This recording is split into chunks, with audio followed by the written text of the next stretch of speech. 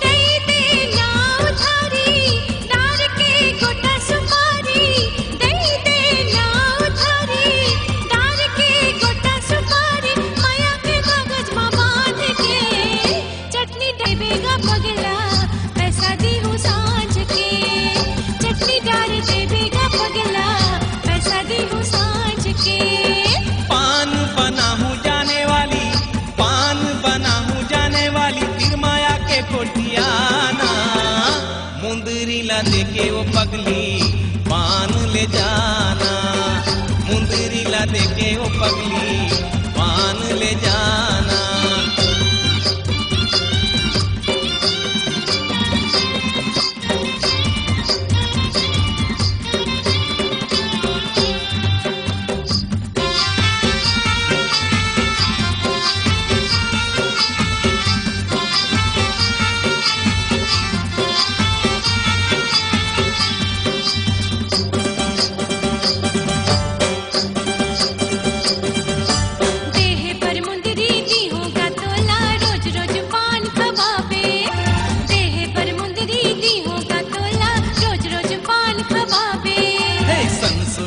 कर बिन पैसा के खवाहू जेते खावे, बोली तोर गुरतुर लागे तोर ऊपर मन मोहागे, बोली तोर गुरतुर लागे तोर ऊपर मन मोहागे। का कहता झटले बताना, मुंदरी ला देके वो पगली पान ले जाना, मुंदरी ला देके वो पगली पान ले जाना।